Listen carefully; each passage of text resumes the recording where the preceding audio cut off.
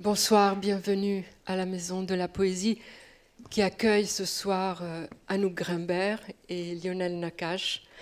Anouk Grimbert qui vient de publier aux éditions Odile Jacob Dans le cerveau des comédiens, rencontre avec des scientifiques et avec des acteurs. Vous connaissez Anouk Grimbert, comédienne de théâtre, actrice de cinéma, peintre, qui expose régulièrement en particulier dans une galerie dans le 6e arrondissement, rue Visconti. Elle a publié des livres comme par exemple Les lettres de Rosa Luxembourg, une anthologie de textes bruts et non bruts, et Pourquoi moi je dois parler comme toi, aux éditions Passeur en 2020. Et vous la verrez bientôt, dans un mois à peu près, dans le dernier film d'Arnaud Desplechin, Tromperie, aux côtés de Léa Seydoux et Denis Podalides. Lionel Nakache est neurologue à la Pitié-Salpêtrière à Paris, chercheur en neurosciences à l'Institut du cerveau et de la moelle épinière, professeur de médecine à Sorbonne Université, membre du Comité consultatif national d'éthique et auteur, entre autres, de Le cinéma intérieur, projection privée au cœur de la conscience, chez Odile Jacob, livre sorti en 2020. Et puis, je citerai un autre titre, Le nouvel inconscient, en 2006. Alors, c'est une rencontre assez étonnante, une démarche que, Anouk, tu as entreprise il y a 7 ans, parce que une question semble te travailler et jusqu'au point d'entreprendre cette démarche, c'est mais qu'est-ce qui se passe dans nos cerveaux, enfin vos cerveaux de comédiens quand vous jouez? Et cette question est devenue sans doute obsédante puisque tu as fait ce pas qui était d'aller chercher des neuroscientifiques. Il y en a plusieurs dans le livre que tu as rencontrés, que tu as interviewés.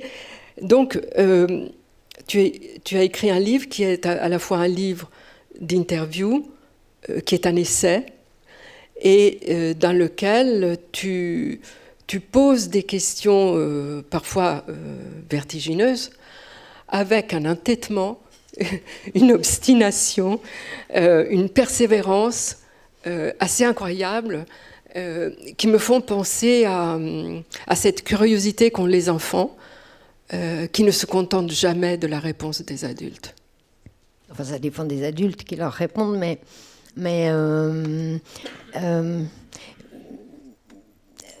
ça fait des années, ça fait 45 ans à peu près que je joue la comédie. Ça fait 45 ans que je vois d'autres gens jouer la comédie, et je ne pouvais pas m'empêcher, en même temps que je les admirais, ou parfois que je m'ennuyais, je ne pouvais pas m'empêcher de me demander toujours, mais qu'est-ce qui se passe dans les têtes de ceux à qui il arrive ces métamorphoses, d'autant plus quand elles ont l'air si sincères.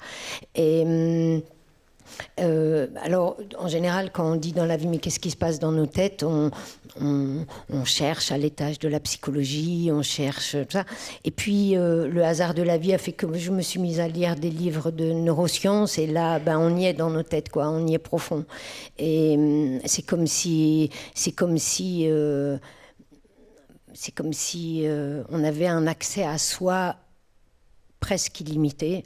À travers les travaux de ces messieurs-dames. Et puis, alors, les questions du jeu, moi, oui, d'abord, je me demandais si j'étais une menteuse, et c'est pas une mauvaise question. Parce que je passe ma vie à tricher, mais est-ce que je triche? Moi, j'avais l'intuition que pas tant que ça. Et c'est pas pour sauver une image de moi ou de la morale ou quoi, c'est que j'avais réellement l'impression d'être beaucoup d'heures par jour et de jours par an traversée par des émotions qui me soulèvent, qui me submergent. Et quand je parle de moi, je fais partie d'un peuple de souris, je parle des acteurs. Et je vois chez les autres qu'ils jouent et ils sont joués. Alors, qu'est-ce qui se passe? Comment le cerveau vit la fiction? Comment, quand je crois à une histoire, comment mon cerveau s'empare de cette histoire? Comment, quand on apprend un texte par cœur, par exemple, qu'est-ce que ça veut dire par cœur? Est-ce que c'est juste une expression courante ou est-ce que ça va dans le cœur? Est-ce que ça va plus bas? Ça va où? Ça va... comment les émotions qui vont se rapporter au texte qu'on a appris, qui sont au début que des mots, comment les émotions vont s'accrocher à ces mots-là comme des moules sur une corde, quoi, et monter à la surface, comment on métabolise un texte, comment le corps accepte ça, accepte profondément, parce que au début, apprendre, c'est volontaire, c'est un effort. Et puis, quand ça a descendu, ce qui remonte ne nous appartient plus à nous, les acteurs. On est dépassé par ce qu'on joue. Et bon, c'est ces questions-là que j'ai posées aux acteurs, principalement des acteurs de théâtre, mais qui font aussi du cinéma. C'est pas des stars, il n'y a pas de star là-dedans, la star c'est le cerveau. Et les acteurs, ils me répondaient, d'abord moi je suis du bâtiment avec eux, donc je peux leur poser des questions qui ne sont pas des questions de journaliste, je suis pareil que quoi, il nous arrive des trucs bizarres. Et ils ont répondu très honnêtement, très joliment, avec chacun leur différence. Et puis après, j'avais déjà fait toutes ces interviews et là, j'avais aussi lu beaucoup des livres de Lionel, qui m'a tellement passionnée, et d'autres neuroscientifiques. Et à partir de là, on a commencé à... Je suis allée les voir avec mes questions et bizarrement, je leur posais des questions sur le jeu et je crois qu'ils n'avaient pas encore... La neuroscience s'était pas tellement occupée du jeu. Enfin, c'est tout à fait faux ce que je dis. Parce que la neuroscience ne cesse pas de s'occuper du jeu, parce qu'en fait, quand on vit, on passe son temps à jouer. Mais là, je te laisse la parole. Je m'y attendais pas. Oui, bonsoir à tous. Hein. Et donc c'est compliqué, en fait, parce que c'est vrai que c'est une aventure, l'aventure d'Anouk de 7 ans. Et puis, il y a une amitié par-dessus aussi qui s'est créée entre nous. Et c'est un objet, à la fin, tellement complexe et tellement riche que c'est difficile de savoir par où vraiment l'aborder. Déjà, par exemple, quand vous l'avez vu arriver il y a 7 ans, alors il est vrai que quelqu'un qui a écrit Le cinéma intérieur, projection privée au cœur de la conscience, déjà doit être un peu sensibilisé à la question du jeu scénique. Mais quand vous l'avez vu débarquer avec ces questions, qu'est-ce que... Il y a plusieurs choses. D'abord, la première chose, c'est que assez rapidement, c'est vrai, c'est mon souvenir en tout cas, et dans les échanges qu'on a, ça ressort aussi, c'est que j'ai tout de suite perçu quelque chose qui me semblait très important. Je qualifiais ça d'existentiel pour Anouk, de se dire vraiment, je veux comprendre ce qui se passe, quoi. Soyons sérieux une minute, je joue, mais qu'est-ce qui se passe quand je suis quelqu'un d'autre, etc. Et moi, ça m'a tout de suite aussi intéressé parce que il y a plein de facettes. Il y a par exemple notamment cette question du double, en fait. C'est de dire, et cette notion de double, d'être le rapport entre le comédien, l'interprète et le personnage qui va être joué, mais aussi une forme de dualité qui pouvait parfois, dans nos échanges, c'est assez marrant, il y avait même parfois, non pas un procès, inquisition en dualisme, mais souvent à nous qui me disaient, voilà, alors moi je fais ça, mais mon cerveau fait ça, donc en créant une sorte de fossé entre... évidemment que c'est une forme de pensée qui peut amener sur une forme de dualisme. Et pourquoi pas le dualisme? On peut en parler, il n'y a rien de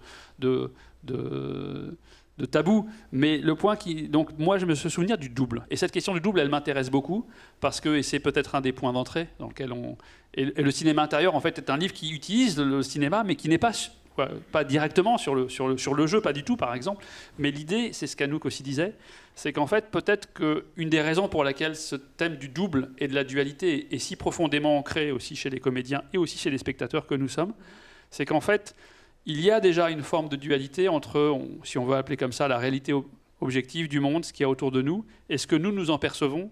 Ce qui se passe là, c'est déjà en nous une sorte de dualité, c'est-à-dire qu'on a une sorte d'interprétation permanente, en fait, de ce qui nous arrive, et que ce dont nous prenons conscience, c'est un objet très construit, un objet très interprété. Il y a déjà une forme de jeu, on pourrait dire, de la subjectivité avec ce que l'on reçoit. Et de ce point de vue-là, c'est cette histoire du double et de cette dualité. Je trouvais ça intéressant d'explorer ça avec Anouk, avec les femmes et les hommes de l'art du comédien, non pas comme les voyant comme des sortes de je sais pas moi, d'une espèce surnaturelle, je crois pas du tout, mais qui puissent tirer les fils de quelque chose qui ressort de la condition humaine, qui se joue chez chacun d'entre nous, mais qui va être pensé, analysé et travaillé d'une manière experte, mais qui parle à tous pour ces raisons-là. Donc moi, c'est ça le départ, c'est le souvenir que j'en ai, et puis c'était plutôt, vous voyez, ces thématiques-là. Parce que Anouk, au départ, il y avait cette interrogation, comme tu l'as expliqué tout à l'heure, de ce dédoublement, de doublement, de devenir quelqu'un d'autre, mais surtout, il y avait une autre interrogation qui est celle, mais à force d'être quelqu'un d'autre, qu'est-ce qui reste comme trace dans le cerveau? Qu'est-ce qui reste comme... est-ce que ça déteint? Ah bah ça c'est sûr. D'abord, la question du dédoublement, ça pose une question. D'abord, je ne pense pas être totalement anormal de sentir que je me dédouble, alors on va encore se disputer sur le mot, mais que je me dédouble, pas que sur scène. On a parfois l'idée que être soi, c'est être un objet ou un sujet compact. Moi, j'ai assez peu cette sensation-là, et je ne crois pas être la seule à ça. On est très différents de soi, souvent, quoi. Après, il se trouve que ces différences de soi à soi, on en fait on les creuse, on va loin là-dedans. Ça veut dire, je peux être une reine, je peux être une atroce femme, je peux être un homme, je peux avoir 4 ans ou être une... Enfin, on peut vraiment... devenir autre que soi. Et ce que j'ai appris, c'est que tous ces autres que soi, avant moi je croyais que c'était des autres, mais lui il me dit tous ces autres ils sont en toi. Et il n'y a pas une grande différence sans doute entre les acteurs et les pas acteurs. Mais il y a quand même que chez nous, on est vraiment habitué et désireux de quitter le quai de soi. Pas forcément parce qu'on n'aime pas le quai, mais parce que c'est un quai. Et qu'on aime le large. On aime vraiment, on est aimanté par ça. Et on est... une autre chose qui peut-être est assez propre aux acteurs, c'est qu'en tout cas dans l'exercice de ce métier comme ça,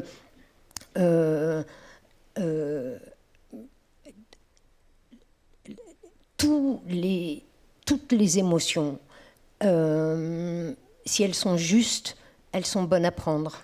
Il n'y a pas de jugement moral. Ce qui est atroce est tout aussi bien vécu que ce qui est divin ou banal ou quoi. Et ça peut-être, c'est une petite différence avec les gens de la vie qui se protègent plus. Et sans doute, ils ont raison. D'ailleurs, s'ils le font, c'est qu'ils ont raison.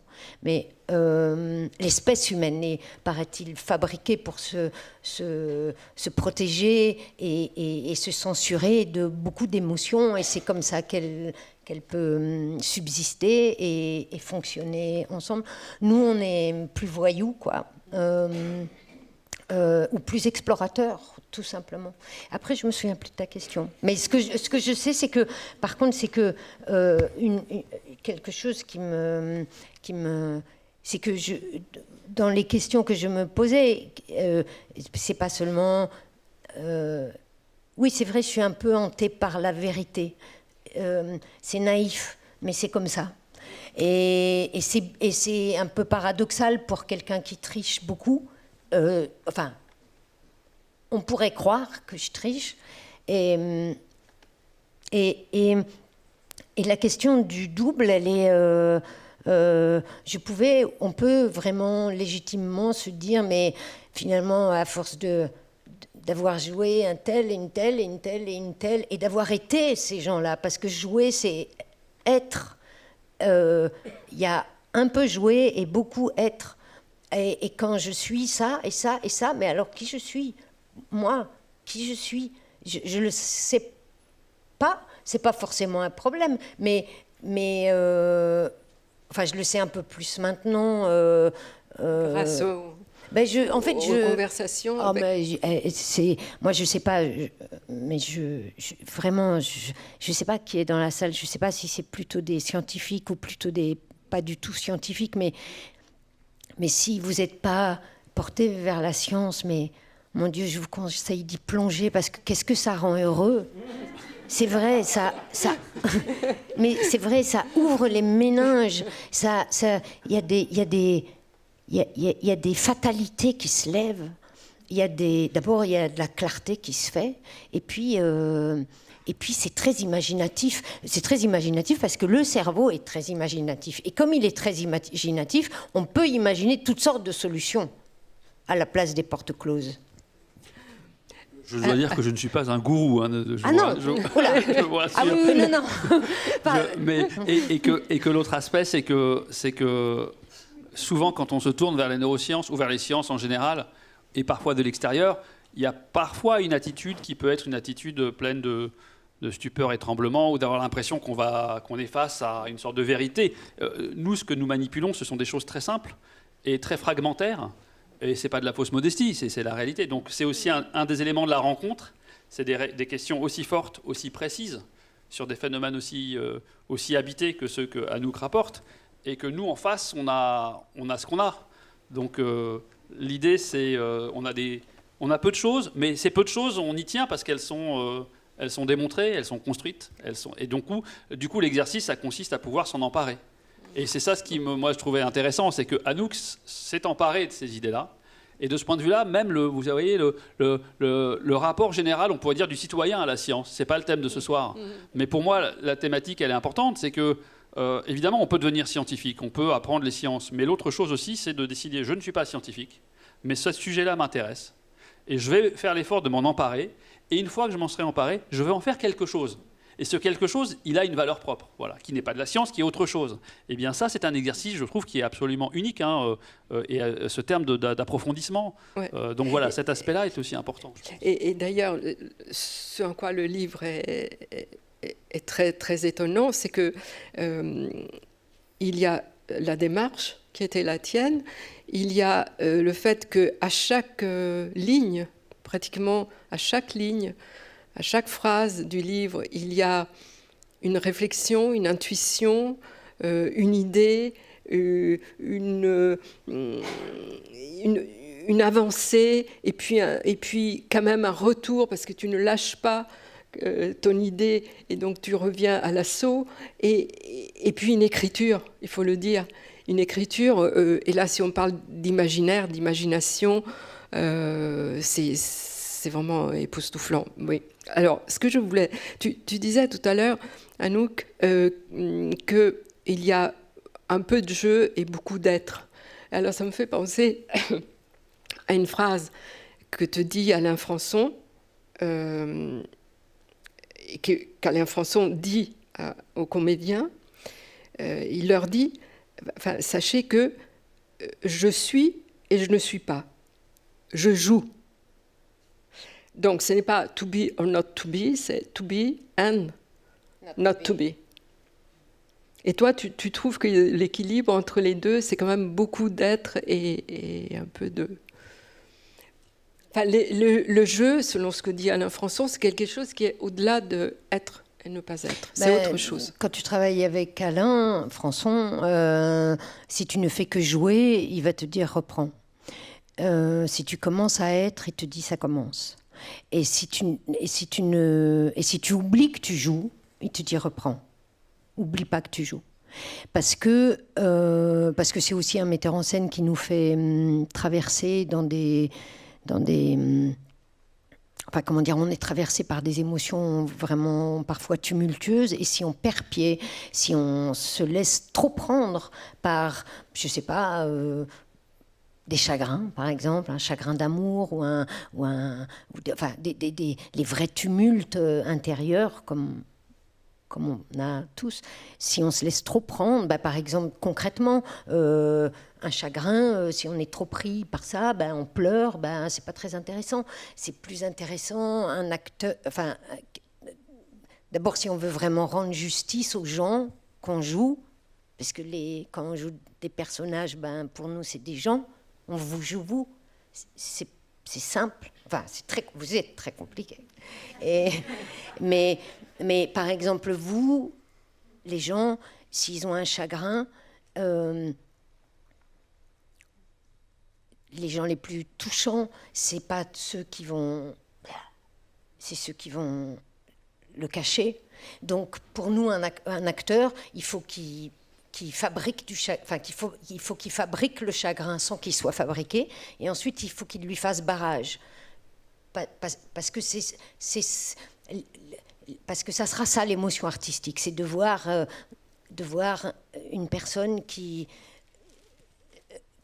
se connaît pas elle-même, comme vous, comme moi, donc le chagrin, moi je peux te faire un faux chagrin là, mais ça, on s'en foutra quoi. Par contre, si je rameute des souvenirs, y compris des souvenirs dont je me souviens pas vraiment, ou si je vais piocher dans des visages que j'ai vus dans la rue ou dans le métro ou dans un livre, mais qui étaient vrais quoi, ça va être dedans, et ce qui est aux autres, il n'y a pas tellement de différence entre ce qui est l'histoire des autres et moi. En ça, un acteur ne joue pas qu'avec lui-même, il joue avec... c'est pas, je dirais pas c'est un prédateur, mais plutôt un Robin des Bois. Il vole et il redistribue, il vole les richesses, il les redistribue, mais on est...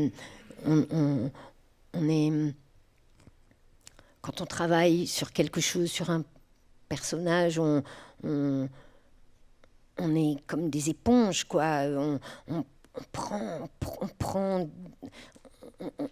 On est gorgé des émotions du monde, et ces émotions-là peuvent venir de ma vie ou de celle des autres, mais c'est ça l'empathie quasi délirante qu'on a, nous.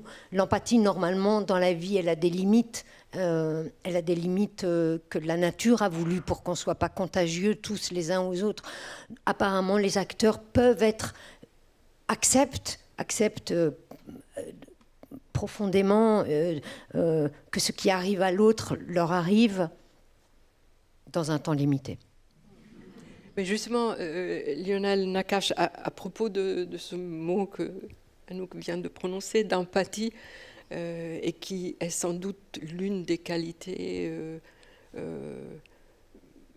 peut-être importantes pour un comédien, une des qualités, pas la seule, pas la plus importante. Mais comment la science, la neuroscience explique ce phénomène qu'on peut connaître tous? Bien sûr. Là, c'est un bon point d'entrée d'illustration, parce qu'on n'a pas donné de chair aux neurosciences. Là, il faudrait que vous lisiez le livre, je pense, pour vous y plonger. Mais l'empathie, par exemple, qui est un des phénomènes clés absolument. Une des découvertes que moi je considère comme très importante en neurosciences et des bases cérébrales et des propriétés psychologiques de l'empathie, on pourrait dire, je vais très vite, c'est qu'on a en fait deux formes d'empathie. On a deux façons d'être en empathie avec quelqu'un d'autre, avec autrui. Il y a une première forme d'empathie qui est une empathie qu'on peut qualifier d'empathie miroir, d'empathie réflexe, d'empathie automatique, qui demande de votre part aucun effort. si vous voyez quelqu'un souffrir, eh bien, vous allez immédiatement être habité par cette première forme d'empathie. Et donc, si on reprend ces propriétés, aucun effort, pas besoin d'être conscient, de faire attention à ça. Ça survient que vous le vouliez ou pas. C'est une forme de mirroring, vraiment d'effet de miroir. Et d'une certaine manière, c'est un effet très fort, avec des émotions primaires extrêmement fortes, mais qui en même temps, ce n'est pas un jugement de valeur, c'est une description, on pourrait dire est une forme assez égocentrique d'empathie. C'est une empathie qui revient à dire quand je te vois avoir mal, j'ai mal parce que ça pourrait être moi, parce que c'est moi en fait, parce que ça résonne en moi. Et il y en a une deuxième forme d'empathie qui, elle, demande beaucoup plus de temps. Alors, beaucoup plus de temps à l'échelle de la psychologie de la perception. Ça, on parle de quelques dixièmes de secondes en plus, mais qui fait toute la différence parce que cette deuxième forme d'empathie, elle est consciente, elle est délibérée, elle demande une agentivité, c'est-à-dire le fait de se sentir soi-même l'agent qui entre en empathie avec autrui. Et cette fois-ci, si j'ai cette deuxième forme d'empathie, on pourrait dire que c'est une forme d'empathie qui est plus fondamentalement altruiste. C'est-à-dire que si j'ai une empathie pour toi souffrant, c'est pas parce que je me vois moi souffrir, c'est parce que je prends conscience que toi tu souffres et que je décide que ça m'affecte. Voilà. Et on sait, alors ce ne sont pas les mêmes régions cérébrales, ce ne sont pas les mêmes réseaux, et un résultat pas parmi 1000, mais parmi beaucoup qui était important, c'est un résultat qui vient des travaux d'un collègue et d'un ami qui s'appelle Nicolas Danziger, qui est un expert de la douleur, et il s'est intéressé par exemple, dans une série de recherches, à une catégorie. On ne devrait pas, d'ailleurs, il ne s'agit pas de patients, mais d'individus qui ont une particularité. Ils ont ce qu'on appelle une insensibilité congénitale à la douleur. C'est-à-dire qu'ils sont nés en n'ayant jamais éprouvé la douleur, du fait de problèmes en général génétiques qui font qu'ils n'ont pas des fibres de la douleur. Donc les fibres, il y a des fibres nerveuses spécifiques, des fibres. Ils ne l'ont pas. Donc autrement dit, un peu comme le paradoxe sur les aveugles, comment est-ce qu'un aveugle congénital peut imaginer ce que c'est qu'une image? Comment est-ce qu'un insensible congénital peut imaginer ce que c'est que la douleur de quelqu'un d'autre? Et à travers beaucoup d'études, il s'est intéressé à la manière de laquelle ces sujets, ces individus, allaient pouvoir ou pas éprouver de l'empathie pour des photos, des vidéos d'individus qui sont en train d'avoir une douleur physique que eux n'ont jamais éprouvée. Et son résultat principal tient à dire que chez ces patients-là, chez ces sujets-là, eh bien, le premier, l'empathie en miroir, réflexe automatique, narcissique ou en tout cas projective, c'est moi en fait. Elle n'est pas là en fait, puisqu'ils l'ont. Par contre, il reste tout à fait capable de mettre en branle ce système d'empathie qui, d'une certaine manière, est une empathie plus altruiste, on pourrait dire. Et donc ça, voilà, si on prend ce résultat-là, moi je pense, et c'est aussi un des résultats qui me passionne dans l'exploration des comédiens, c'est que je pense que, comme Anouk le dit, les comédiens ne sont pas clivés du monde et les comédiens ne sont pas tous les mêmes. Et je pense qu'il peut y avoir une sorte de continuum, de type, de différentes manières de jouer. Et donc dans le rapport au public, au spectateur ou à un personnage, peut-être que là aussi on peut avoir une gamme de comédiens qui vont plutôt résonner avec la première forme d'empathie, ou plutôt avec la seconde, et du coup on retombe sur la question de la sincérité, on retombe sur la vieille question du paradoxe sur le comédien de Diderot, pour lequel Anouk donne sa propre solution qui est passionnante à la fin, voilà, à la fin du livre, et tous ces éléments-là, et sur le thème du double. Donc tous ces éléments sont intercalés, et de ce point de vue-là, c'est assez passionnant, parce qu'une des dimensions qu'on n'a pas données, et je prends pas longtemps la parole, mais c'est ce thème du double, une des solutions de cette histoire du double. Et est-ce que je suis sincère? Et comment expliquer que si je joue 100 fois la même scène, je vais encore éprouver une sincérité et je vais pouvoir laisser transparaître quelque chose? C'est la dimension du temps.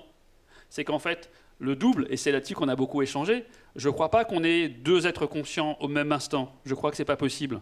Par contre, on peut être deux êtres conscients différents l'un après l'autre. Et l'un après l'autre, c'est-à-dire que cette succession dans le temps, cette dualité dans le temps, elle permet ici d'introduire un autre résultat fondamental et qui mérite vraiment d'être pensé. C'est que quand vous vous mettez dans une posture consciente, c'est-à-dire vous décidez délibérément de faire quelque chose, vous avez le droit, mais si vous le faites, ça va déclencher en vous des choses dont vous n'aurez pas le contrôle, parce que ça va influencer des processus non conscients. Donc il y a une sorte de boucle dialectique. Vous décidez consciemment quelque chose, je vais être triste. Et vous le faites, et vous le travaillez avec l'effort, avec le temps, avec tous les critères de l'effort conscient en fait.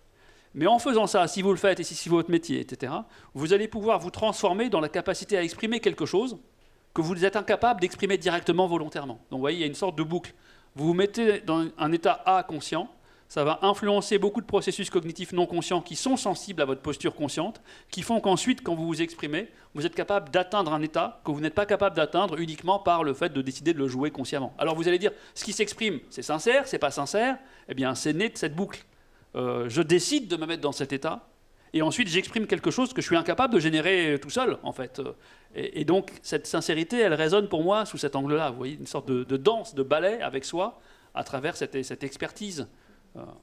Et cette question du double, justement, c'est quelque chose sur laquelle vous enfin, pas chipotez, mais sur laquelle, comme je disais tout à l'heure, Anouk, tu as tendance vraiment à ne pas lâcher. C'est-à-dire, bon, on a beau me dire que je ne suis pas deux, parce que le résultat de toutes ces rencontres, de toutes ces conversations avec les neuroscientifiques, c'est ça, non, tu n'es pas deux quand tu joues, quand tu entres et sors d'un personnage. Mais tu dis, donc tu contestes un peu, quand même, et alors que Lionel Nakache explique que c'est l'un après l'autre. Et que même si c'est infime, le ton, c'est quand même l'un après l'autre. Alors, moi, je me demandais, est-ce qu'il y a un interrupteur ? Enfin, comment on fait ? Comment on fait ? Vous avez raison, mais une fois de plus, hein, c'est quelque chose qui stimule l'échange et la discussion. L'idée, c'est pas un dogme, ce que je défends comme idée, mais c'est que ça renvoie aussi à cette question du conscient et du non-conscient. Indépendamment d'un prisme psychanalytique ou freudien ou autre, etc., qui peut être discuté. Mais une des particularités de la conscience, justement, c'est que quand nous sommes conscients de quelque chose, il y a une forme d'unification de notre vie mentale sur ce quelque chose. Alors que lorsqu'on pense à des pensées inconscientes ou des états inconscients, ils sont marqués par une multiplicité, une sorte de... Si on prend une métaphore un peu simpliste, informatique, on dirait qu'il y a un traitement massivement parallèle. Donc plein de choses qui fourmillent chacune dans leur coin. La foule inconnaissable, comme tu disais, des choses inconscientes. Alors que quand on est conscient, on est sacrément cohérent, en fait. Toi ? Oh non, pas moi. Mais voilà, on est au cœur du débat. Mais c'est toujours une question. C'est de savoir, quand on essaye de penser... à nos propriétés mentales, et on est tous dedans. Je veux dire, il y avait un neurologue de la Salpêtrière qui s'appelait Laplane, qui avait écrit un livre qui s'appelait La mouche dans le bocal. Je crois que ça s'appelait comme ça. Ouais. Dire, bon voilà, vous avez beau être scientifique, dès que vous êtes dans une posture subjective consciente, vous êtes dedans, vous êtes dans le bocal. Donc de toute façon, d'arriver à en sortir, on n'est pas de la même façon que je ne crois pas que les comédiens aient un statut particulier, et les scientifiques non plus. On est tous de la même affaire. Oui, mais toi, par exemple...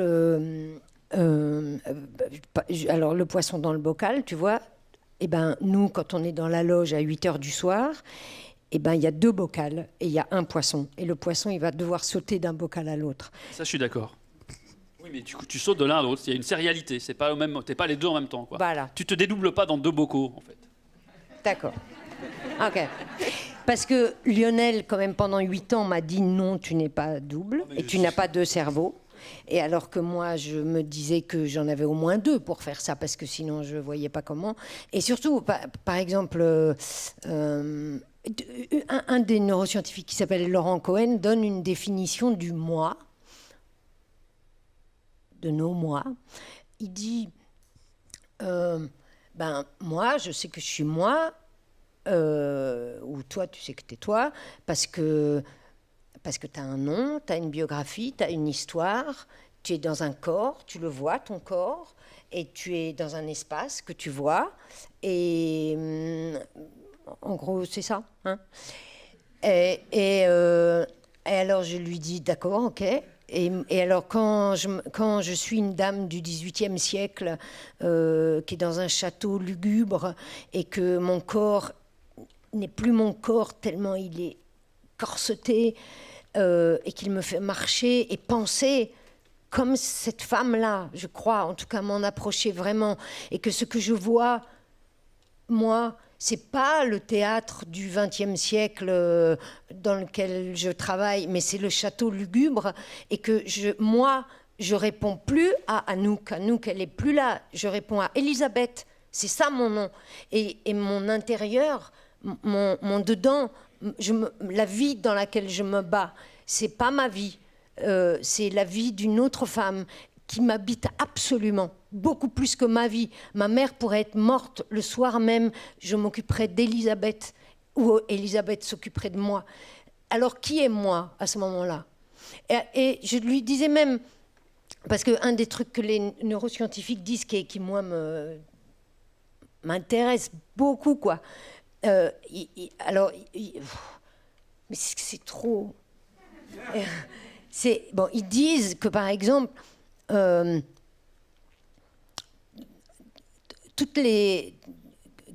le corps, que l'esprit, notre esprit, respire par le biais du corps, que toutes nos pensées baignent dans des émotions. Toutes. Quand on croit être juste malin, on est d'abord ému. Et ces émotions-là, on ne les connaît pas, on n'en a pas conscience. Seulement une petite partie vient à notre conscience et ça se transforme en sentiments. Les sentiments, c'est ce qu'on choisit de partager ou de ne pas partager. C'est en gros ce qu'on va décider de vivre dans notre vie sociale, amicale, amoureuse. Bon. Par exemple, je reviens à cette idée du moi quand j'étais cette dame du siècle avant, quoi. À un moment, je me souviens, je devais jouer, pas qu'elle mourait, mais plus dur, qu'elle mourait à elle-même. Et le texte était plombé, des mots lourds, symboliques, la peste, quoi.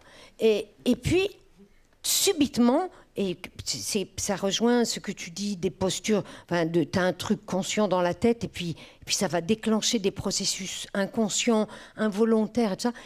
Soudain, m'est venue en secours, vraiment en secours, l'image d'un renard qui était mort près d'une rivière. Il venait d'être tué et il avait rampé pour vivre ses dernières minutes près d'une rivière et dans ses yeux encore ouverts, se reflétaient les nuages.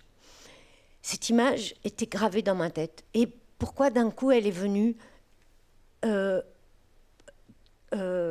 substituer à moi, même pas qu'elle était dans ma tête. J'étais le renard, presque poilu. Et je me suis mise d'un coup à dire ces mots qui m'étaient si difficiles, comme si c'était l'eau, le sang qui coulait de lui, et ben les mots coulaient de moi. Et bon. Et je disais aux scientifiques qui me disaient mais non, t'as qu'un toi. Je disais à ce moment-là, j'étais qui moi?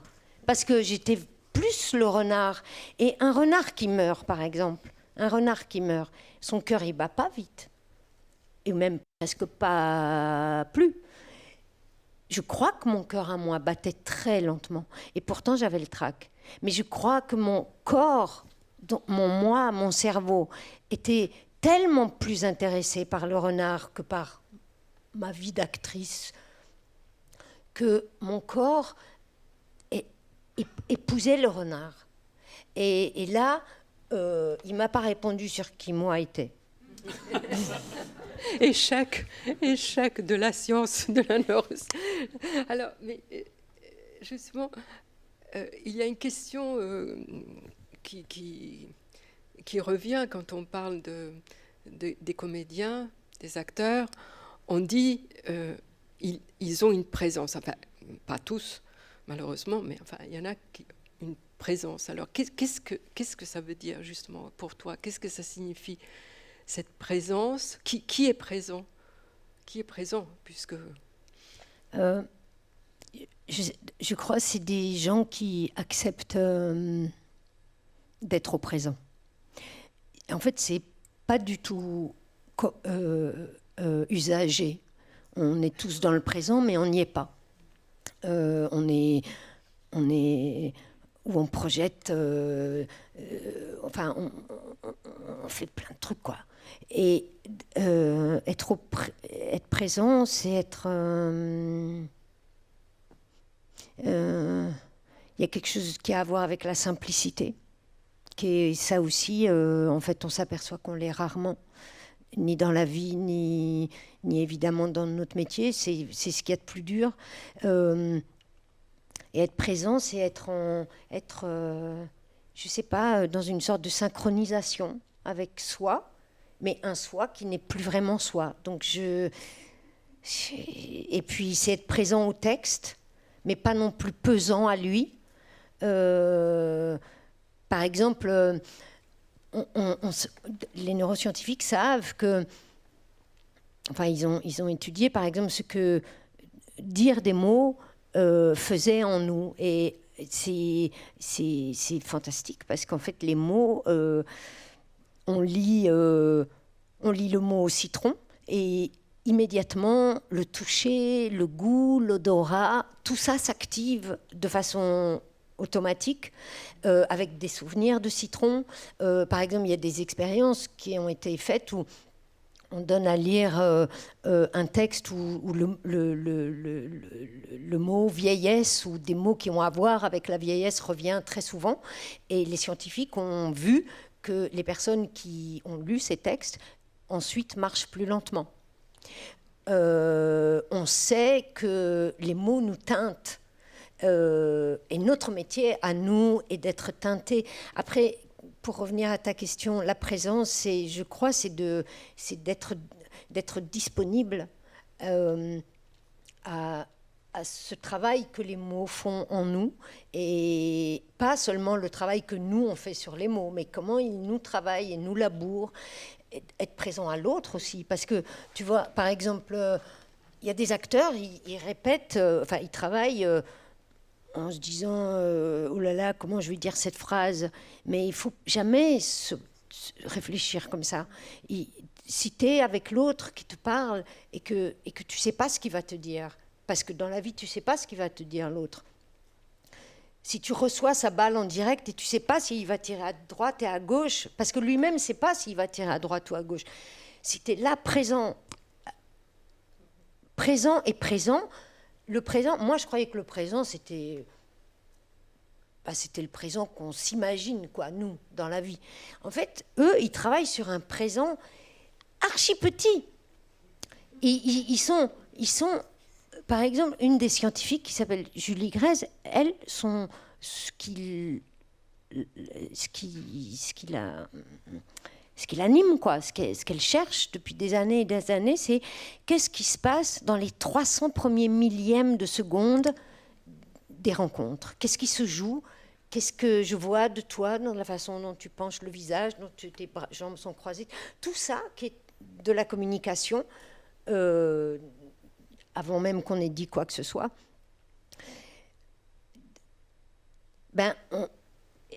Le jeu, même avant, je ne le savais pas, cette histoire des 300 millièmes de seconde. Mais pourtant, je me souviens depuis des années, par exemple, que je me dis, le plus dur à faire, c'est d'entrer. Mais je savais pourquoi. C'est que c'est là que vous allez ou me croire ou pas me croire. Et vous avez raison. Et maintenant, moi, dans la vie, je fais gaffe à mes 300 premiers millièmes de seconde.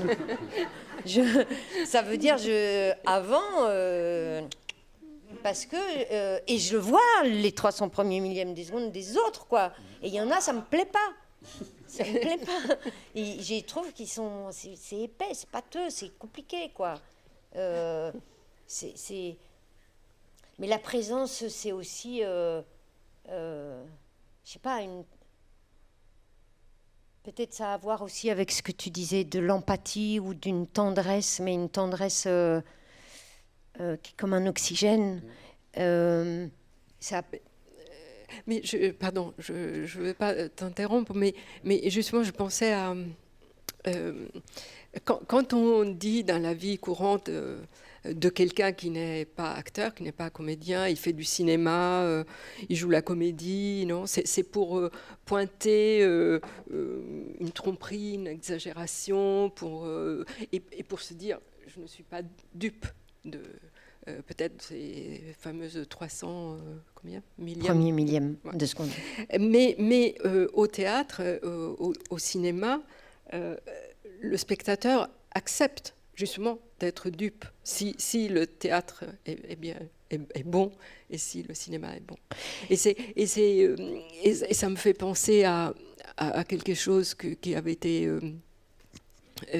écrit par un poète anglais du début du 19e siècle, Coleridge, qui parlait de la suspension consentie de l'incrédulité. C'est-à-dire que quand vous êtes en train de lire un livre, si le livre est bon, ou de voir une pièce, si elle est bien jouée, eh bien, vous consentez à ne pas être sceptique et à accepter. Donc, c'est vrai. Mais même Lionel, dans nos premiers entretiens, je lui demandais, mais parce que je m'intéressais aussi pour ce livre à ce que vit le public, parce que j'avais aussi l'intuition que le public ce n'est pas que des sorties culturelles qu'il fait, et je voulais savoir qu'est-ce qu'il vient là chercher et qu'est-ce qu'il trouve parfois. Et je demandais à Lionel, dans nos premières rencontres, est-ce que tu crois que si un spectacle est réussi ou un film, est-ce que tu crois que les émotions que le public ressent sont vraies? Et il me dit oui. Dans la coque, enfin je te laisse le dire, mais que dans la coque du faux, parce qu'on on sait tous que c'est une histoire, on assiste à une histoire, on a acheté un ticket pour la voir, ça, voilà, on le sait. Mais si le contrat est rempli, par ceux qui sont... Oui. Alors il y a un pacte très intérieur, très profond, qui fait que non seulement les émotions sont vécues par le spectateur, mais même il joue avec nous. Il joue avec nous. Et mais on sait aussi que, au-delà même du jeu d'acteur, que quand on assiste, si on est devant une peinture, on peint. Le cerveau peint. Le cerveau imite le corps du peintre, et imite les gestes du peintre. Ça se fait à notre insu, mais ça se fait si on lit, on écrit, si le texte est bon. On est très actif, quoi. Et c'est sans doute ça qui fait que le spectacle et au-delà du spectacle, les représentations, mais même sur des murs, la représentation de la vie, c'est pour ça que des gens en font et que des gens y assistent. C'est que, par exemple, ça aussi, j'ai appris ça, c'est que je me demandais, mais pourquoi le cerveau, il aime jouer ce qu'il n'aimerait pas vivre? Et il me disait que le cerveau, c'est un engin qui adore imaginer la vie, qui adore la prédire, parce que ça le prépare à vivre. Et que, en imagination, par exemple, si on chasse des bisons, si on est un homme préhistorique et qu'on chasse des bisons en imagination, eh ben, on s'y sera véritablement préparé. Alors, évidemment, la chasse au bison donne moins à manger qu'une vraie chasse au bison, si on a le bison, mais ça nous aura nourri, ça nous aura appris à vivre. Et c'est vrai ce que je dis. Oui, c'est-à-dire que cet aspect projectif en fait, de l'imagination, il y a plein de choses, peut-être deux, trois idées. La première, c'est qu'effectivement, ce qu'on disait sur l'aspect notamment au théâtre, je pense, plus qu'au cinéma, parce qu'il y a l'unité un peu de lieu avec les spectateurs, un peu un moment vécu qui est... Là, on n'a pas besoin des neurosciences, mais on a souvent une émotion comme spectateur, d'avoir l'impression qu'on arrive à cette coque. Ça veut dire, en fait, tout le monde sait notre condition, on ne sait pas très bien ce qu'on fait, on sait qu'on ne va plus être là, et qu'à un moment donné, on décide de faire un comme si. Que comme si à nous qui est quelqu'un, que comme si toi, moi, n'importe. Et que tout le monde collectivement accepte. Donc il y a une sorte d'espace-temps protégé, il y a quelque chose de très créatif, en fait, quelque chose de presque de démiurge, de ce point de vue-là, qui est sacré au sens de la sacralité, c'est-à-dire quelque chose qui se clive du reste, en fait. Donc là, ça n'a rien à voir avec les neurosciences. Mais là où les neurosciences peuvent être intéressantes, c'est rebondir sur ce que disait Anouk, c'est qu'en fait, quand nous percevons quelque chose, c'est une des grandes leçons, on pourrait dire, des neurosciences cognitives de la deuxième moitié du XXe siècle, c'est que quand on imagine quelque chose et quand on perçoit la même chose, en fait, il se passe quasiment, pas exactement, mais il se passe quasiment la même chose, il se passe des choses très proches. Autrement dit, lorsqu'on essaye de forger, d'imaginer quelque chose, une image mentale ou quelque chose de plus abstrait, en fait, on va recruter exactement les mêmes circuits que ceux qui opèrent lorsqu'on perçoit cette chose. et c'est un débat philosophique antique, est-ce qu'il y a une sorte de nominalisme, de jeu de mots, de malentendu en disant l'image perçue et l'image imaginée, on met image, mais ça n'a rien à voir. Et une des grandes leçons, pour le faire très vite, c'est qu'en fait, si, en fait, elles ont extrêmement à voir, ces images. Et que notre capacité projective, imaginative, elle est très proche de ce qu'on vit dans la réalité. Et c'est ça, cet univers de fiction un peu généralisé, c'est qu'en fait, on n'échappe pas à cette statut de création de ces représentations-là. Et donc, je pense, de ce point de vue-là, que cette similarité entre imaginer, prétendre jouer quelque chose et vivre ce quelque chose, il y a quelque chose qui va faire résonner les mêmes circuits cérébraux. Et de ce point de vue-là, pour un neuroscientifique, c'est très intéressant. Peut-être l'autre argument que je voulais rapidement jeter comme idée, qui n'est pas directement lié, mais qui, moi, m'intéresse aussi, c'est que pour plein de raisons, et notamment dans ce cinéma intérieur dont vous parliez, je proposais l'idée, sans aucune préciosité ou disons mégalomanie, mais je pense qu'on peut proposer que, vous savez, le rapport qu'on a à l'art en général. Moi j'aime bien les grandes questions et rien n'est naïf, on peut être ridicule, c'est pas grave. L'art, en fait, souvent avec Aristote et tout, souvent on a cette tradition de dire que l'art, c'est l'imitation du réel. Pour plein de raisons que j'essaie de développer dans le cinéma amateur, j'ai l'impression que notamment pour les arts visuels, mais plus que ça, que l'art, on pourrait faire presque un pas de côté, c'est pas directement imiter le réel, c'est imiter la manière de laquelle nous percevons le réel, ce qui est très différent. Alors évidemment, comme notre perception du réel fait quand même partie de la réalité, c'est pas hors sujet, c'est juste plus précis et moins de malentendus. Mais si on fait comme ça veut dire que de ce point de vue-là, reconsidérer le métier d'Anouk devient passionnant, parce que quand un peintre va imiter le réel, alors il va vous faire de la peinture dynamique, rupestre, et on va aller jusqu'à la perspective, on va décider de jouer ou pas avec cette perspective, on va utiliser, comme Léonard de Vinci, le flou, qui va nous permettre de pouvoir imaginer plusieurs choses sur la même chose, etc. On va aller évidemment à l'impressionnisme, etc., etc. Bref. Mais le tableau est le média artistique. Et là où le jeu devient quelque chose de singulier, c'est que le média est humain. C'est-à-dire que la personne qui doit me faire ressentir l'émotion que je vais voir lorsque quelqu'un va jouer telle scène, eh bien, c'est une personne qui elle-même a son monde fictionnel qui tourne à ce moment-là. Et de ce point de vue-là, comment est-ce qu'elle va me donner, ou il va me donner à percevoir quelque chose, comment il s'en sort? Parce qu'il n'est pas obligé de vivre la même chose. La preuve, le renard, personne n'a vu ton renard. Je pense que quand tu jouais voilà, personne ne sait, c'est un coming out sur le renard, quoi. Et ben du coup, là, il y a quelque chose de singulier, c'est qu'en fait, le comédien, la comédienne, comme c'est lui qui est le média de cette expérience qui vise à me donner à voir ce que je perçois du réel dans telle ou telle situation émotionnelle ou vécue d'un humain, ça devient complètement vertigineux, voire schizophrène, c'est d'où le double. C'est comment la personne se débrouille, et étant donné qu'elle n'échappe pas à sa propre condition humaine, pour devenir le média de ce quelque chose qui doit restituer quelque chose qui n'est pas nécessairement ce qui va être vécu. Et là, ça devient vertigineux. Ça l'est. Mais je ne sais plus où j'en suis, d'ailleurs, c'est tellement vertigineux. Non, j'en suis à... Il y a quelque chose qui fait comme ça, comme une enseigne lumineuse. C'est trois lettres, c'est F-I-C. Alors, c'est votre théorie. Oui, c'est mon acronyme c'est un acronyme de fiction, interprétation, croyance. Alors, de vous le voir, vous le dire, c'est fantastique, c'est super. C'est le succès de cet acronyme. Mais oui, non, mais c'est ça. En fait, je joue avec cette idée, mais un jeu sérieux. C'est-à-dire qu'effectivement, mais c'est revenir sur l'idée fondamentale. C'est ce que disait Anouk, par exemple, tout à l'heure sur le citron. C'est qu'un truc dingue, souvent en science, les choses dingues... elles sont étonnantes parce qu'elles nous paraissent banales, mais elles ne sont pas si banales que ça. C'est que lorsqu'on perçoit quelque chose, par exemple, si vous avez, je sais pas, moi-même ce verre, là, posé, ce verre, eh ben, quand vous prenez conscience, et on retombe sur les 300 millisecondes, en gros, pour prendre conscience de quelque chose, ça vous prend à peu près 3/10 de seconde, pour dire il y a un verre.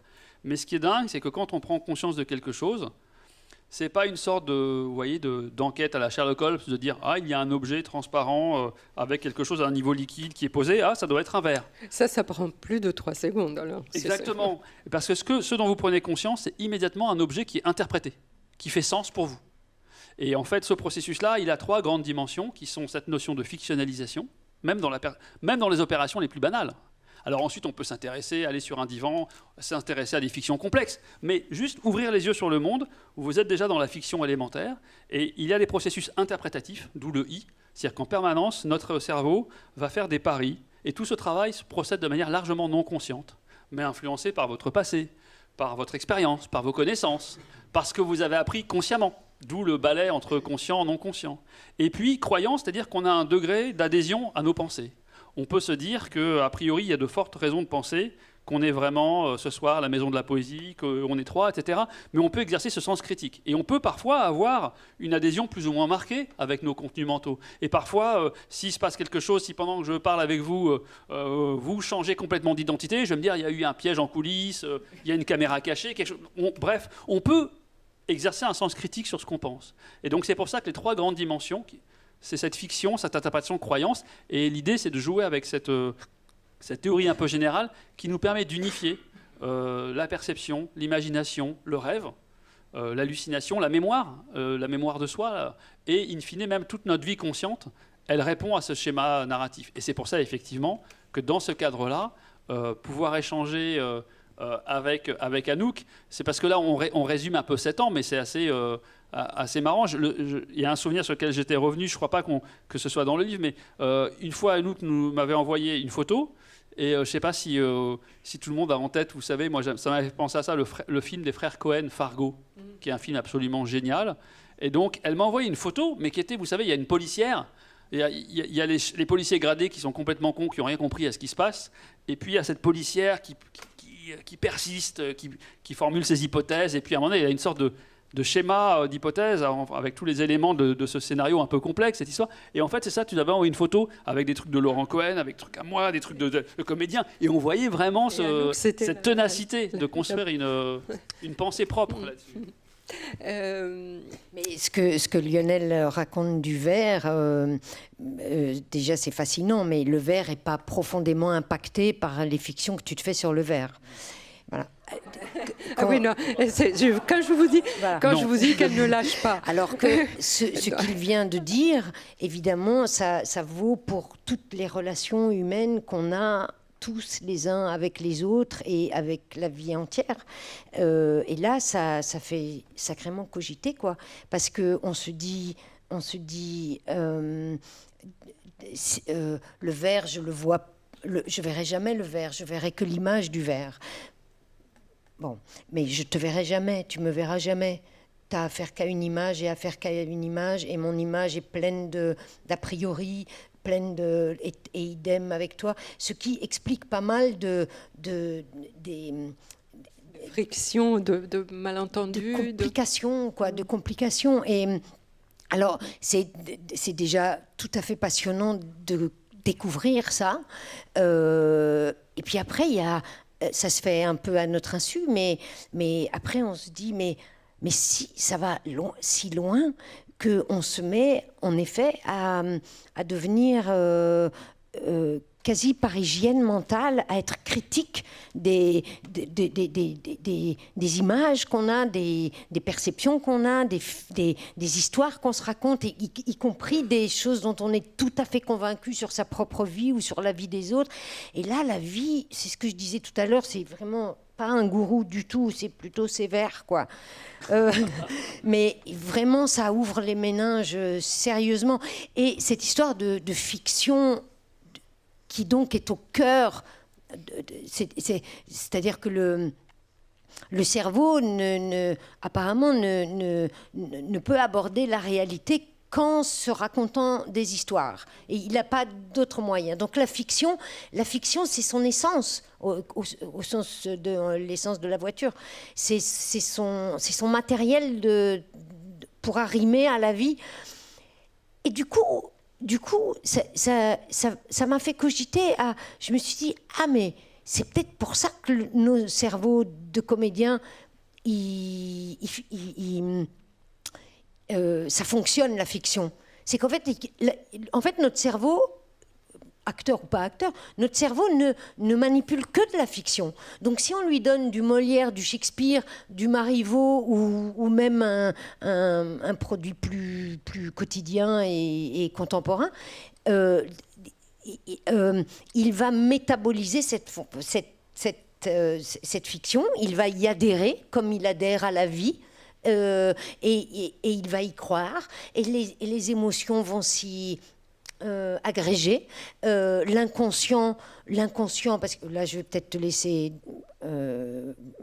présenter cet individu inconscient, mais non, mais l'inconscient, moi je croyais que l'inconscient c'était juste celui qui nous faisait des croche-pattes quand même.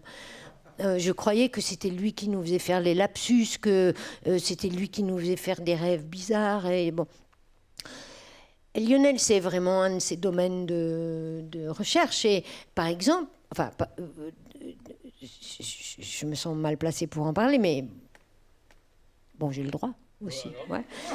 Par exemple, l'inconscient, moi, je ne savais pas qu'il savait lire, compter.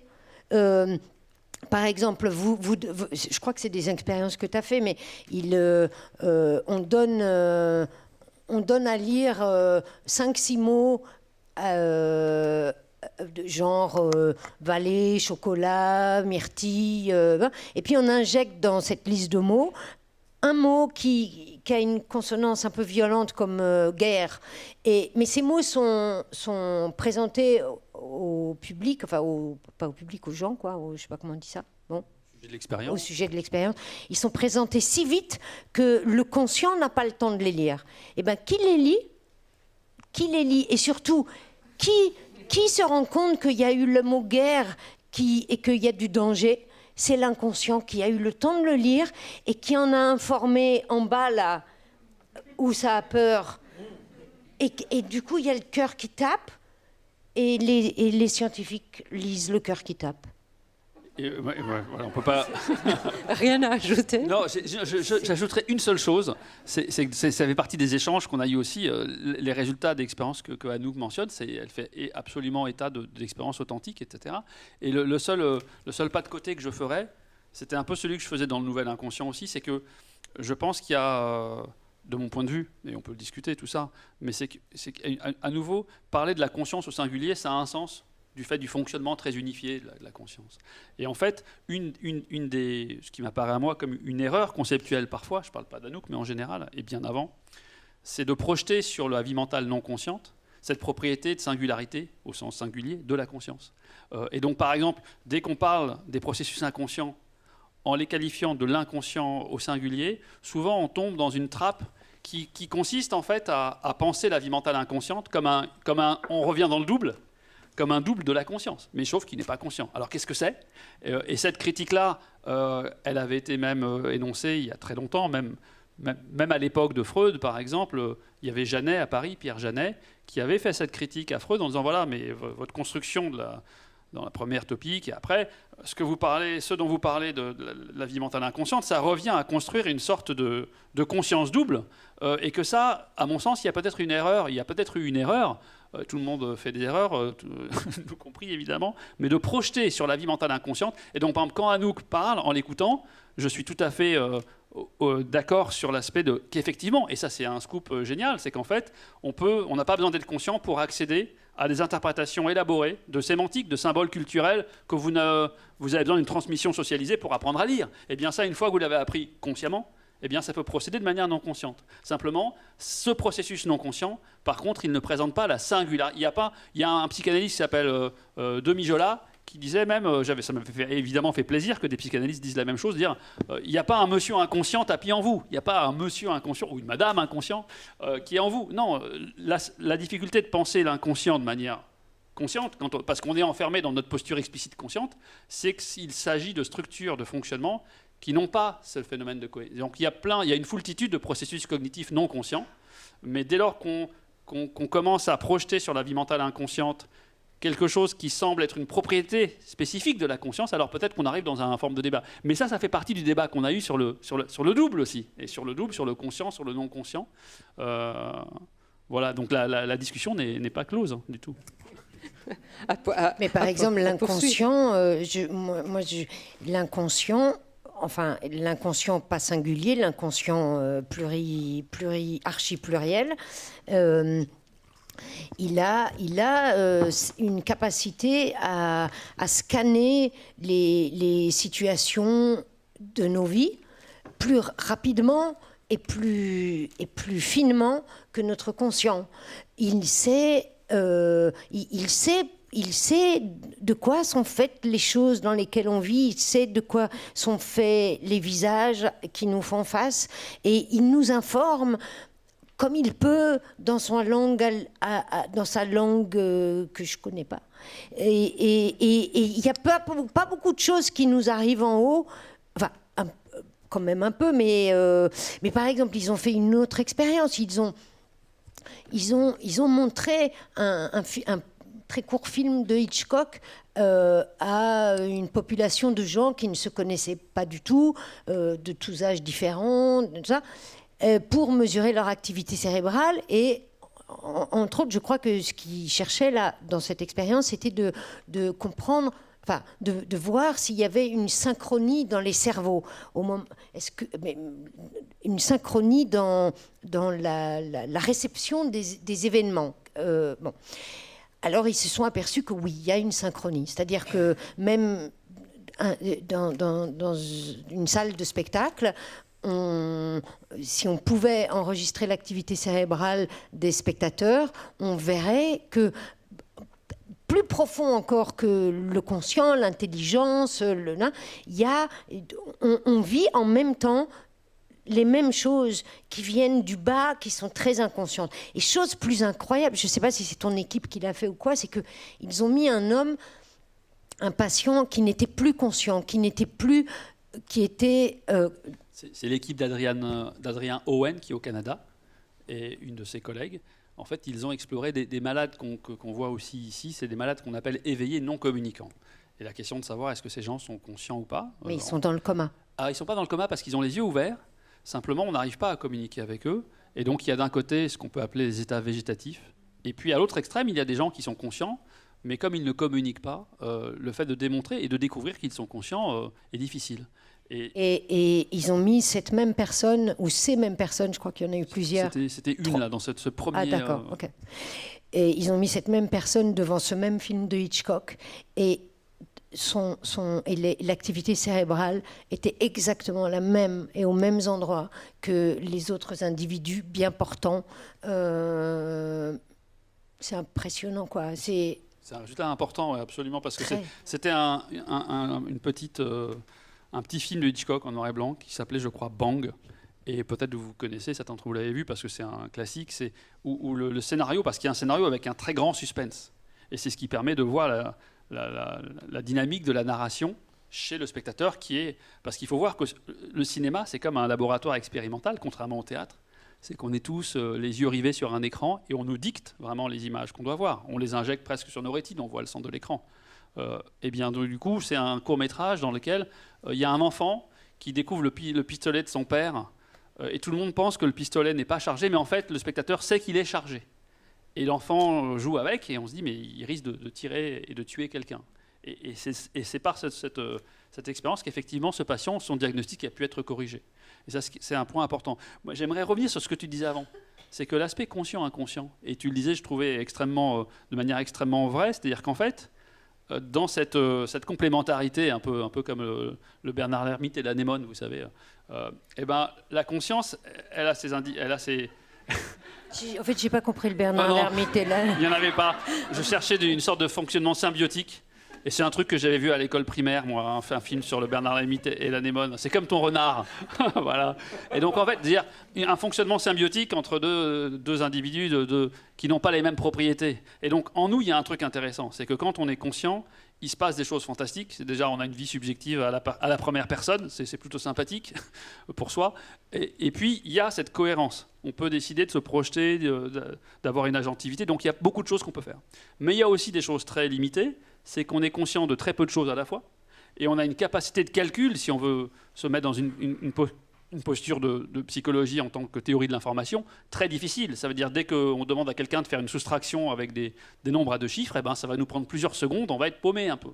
Alors que les processus non conscients, donc ils ne sont pas conscients, ils opèrent en parallèle. Donc il y a une capacité de calcul beaucoup plus riche. Et donc il y a ici une capacité à produire des choses immensément plus riches. Et donc, par exemple, dans la découverte scientifique, dans la créativité, on a besoin d'alterner des périodes où on fixe un peu le cahier des charges de ce qu'on veut trouver consciemment, et on laisse les choses se faire inconsciemment en nous parce qu'on n'a pas les capacités conscientes pour le faire. Donc il ne faut pas les voir comme deux choses antagonistes, mais comme quelque chose de complémentaire. Et de ce point de vue-là, on revient au comédien. Et je pense que le comédien, la comédienne, se donne un cahier des charges, se donne un apprentissage, une expertise, mais qui va être capable, si elle le fait bien, de déclencher en toi des choses non conscientes, qui ont une capacité de calcul autrement plus diabolique, et qui vont permettre de faire émerger des choses qu'on ne sait pas faire consciemment. D'où on revient sur cette histoire de sérialité et des temps conscients et non conscients, et où je pense que pour moi, l'art du comédien illustre ça. Mais est-ce qu'on peut se passer commande pour être inconscient? Alors on peut se donner les moyens de devenir inconscient, il y a plusieurs façons, mais pharmacologiques ou des choses... Mais tu veux dire de décider de perdre conscience, c'est ça? Sans rien faire, par la force de l'esprit, tu veux dire? C'est-à-dire d'être disponible à l'inconscient.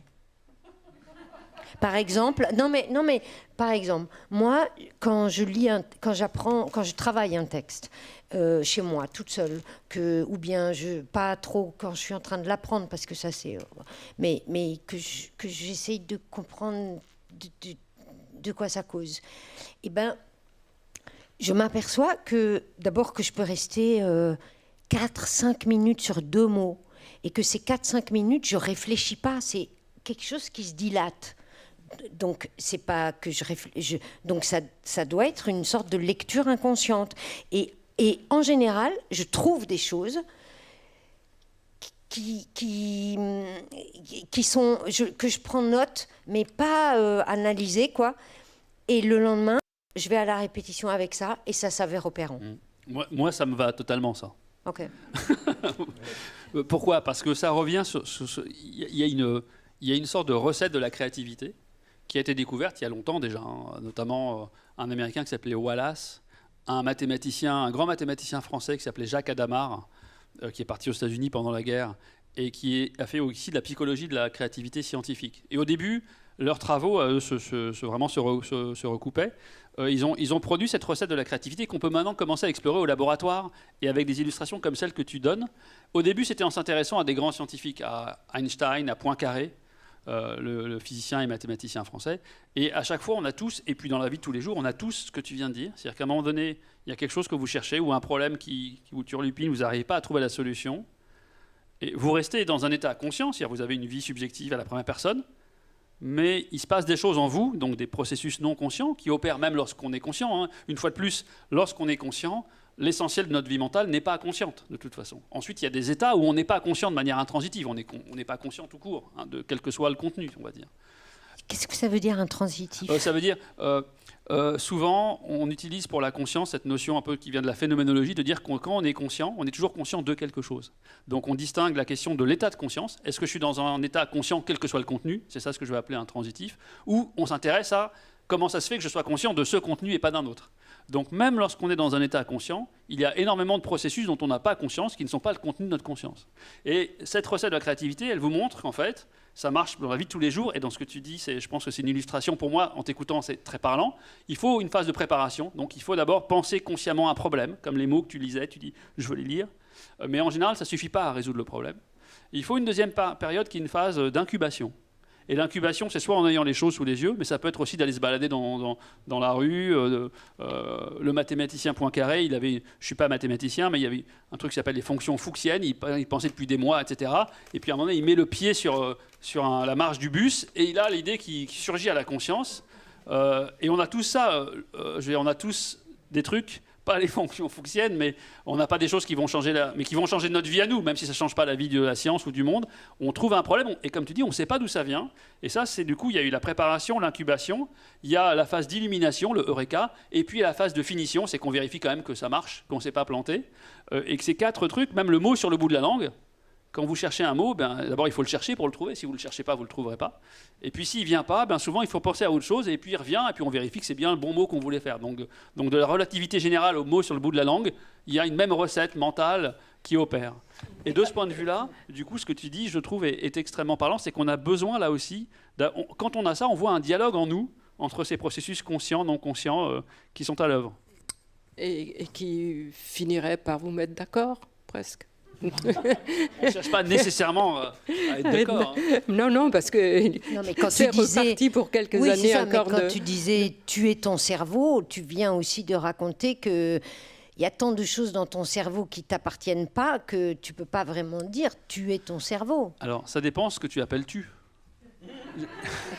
Non, je veux dire par là que l'identité ne se résume pas à ton identité consciente. Tu peux décider que la définition que tu vas poser de toi, c'est un illustre, un moment vécu, voilà, de la nature de nos échanges. Mais c'est plutôt moi qui suis déstabilisé aussi, parce que c'est des questions. Ce qui est un élément très intéressant et très riche. Et je reviens sur le livre aussi d'Anouk, parce que Francesca, tu parlais de l'écriture, mais au-delà de l'écriture, moi je trouve que c'est même la langue en fait. C'est-à-dire que c'est une langue d'Anouk, aussi bien écrite que parlée, qui est une langue qui est extrêmement authentique. C'est-à-dire qu'il n'y a pas de fioriture, et que s'il y a une question, s'il y a un problème, s'il y a un truc, on ne va pas par politesse le mettre sous le tapis. Donc c'est compliqué, mais en même temps c'est des choses intenses. C'est-à-dire que c'est des moments où on a l'impression qu'on les vit, quoi, que c'est pas un truc qui passe, quoi. Alors, on s'approche vraiment de la fin, hélas, de cette rencontre. Nous n'avons pas parlé, mais il faut découvrir tous les aspects de ce livre en le lisant. On n'a pas parlé des rencontres que tu as provoquées avec des comédiens, avec les comédiens. Tu en as un peu parlé au début. Et c'est très émouvant parce que d'abord, il se livre de manière très, très pudique, mais très intime aussi. On se rend compte que pour la plupart d'entre eux, le théâtre a été une sorte de manière d'entrer en adéquation avec le monde avec lequel ils n'étaient pas tellement à l'aise quand ils étaient enfants, ou jeunes, ou adolescents. Et puis, alors, il y a des choses merveilleuses. Il y a Jacques Weber qui dit, par exemple, que le personnage, pour lui, c'est comme un rideau transparent que je mets devant moi comme un lépreux. Et donc, c'est comme si lui, Jacques Weber, était le lépreux et que le personnage était ce voile qui lui permettait quand même de se présenter sans être perçu comme lépreux. Il y a des choses très... Et alors, là, j'ai plus sous les yeux, mais il y a Corinne Maziero, à qui tu poses la question, mais comment tu fais quand tu dois jouer quelque chose que tu ne sens pas? Et elle te répond, je joue que je ne sens pas. Et ça, c'est merveilleux parce qu'elle dit plutôt ça que l'habilité, que l'habileté. Ou la feinte, ou quelque chose de totalement artificiel. Parce que bon, elle est un peu rocker, hein, Corinne Maziero, mais elle a une intuition très très grande. Puis elle a l'avantage sur nous de n'avoir fait jamais aucune école. Elle vient de la rue. Elle est vraiment. C'est vraiment un accident de parcours qu'elle soit devenue actrice. Et elle a donc pas appris les codes. Elle a jamais été à l'école. Par exemple, pour elle, c'est tout à fait anormal sur une scène de jouer face publique. Pourquoi être toujours face publique? On est souvent de dos dans la vie. De dos, c'est pas... Je sais pas, elle a une liberté avec les codes que nous, on a moins parce qu'on est plus civilisé, plus éduqué et tout ça. Donc elle a beaucoup à... Je trouve qu'elle a une place très précieuse avec les autres comédiens qui, pour la plupart, sont passés par des écoles et qui donc sont... comment dire, sont des... Ils ont été polis, quoi, polis comme un caillou. Elle, c'est... Et je ne sais plus ta question. Non, ce n'était pas une question, c'était une manière juste d'évoquer cette partie du livre qui est très, très importante. Et parce que aussi, ce qu'on n'a pas dit, c'est que justement le livre est fait de ce tressage à la fois des dialogues avec les neuroscientifiques, des dialogues avec les comédiens, de tes propres réflexions, idées, relances, etc. Et que tout ça est tissé est tissé de manière très, très serrée, très intense et très...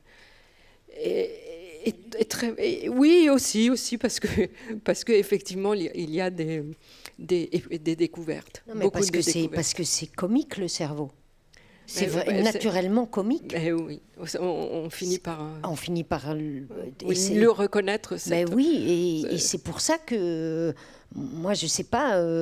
Enfin, comique, c'est pas qu'on se tape des barres, mais c'est que... c'est que...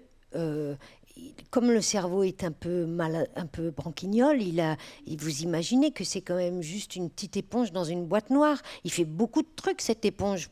Dans sa boîte noire, elle fait des fusées, elle fait des ordinateurs, elle fait des trucs hyper compliqués, mais elle se trompe tout le temps. Elle croit que elle confond la réalité et l'imaginaire. Elle se trompe. Et c'est trop délicieux de le savoir en soi, mais c'est extrêmement délicieux de le savoir pour soi. Ça change la vie. Merci beaucoup, Anne. Merci, Lionel. Merci.